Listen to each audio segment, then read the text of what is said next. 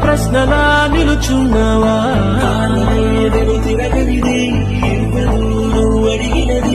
ఏదేలో పట్టుకొని నేర్చేదే నడకంటే ఒంటరిగా నేర్చాడా ఎవడైనా?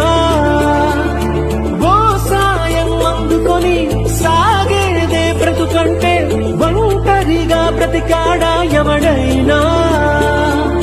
పదుగురు మెచ్చిన ఈ ఆనందం నీ ఒక్కడిదైనా?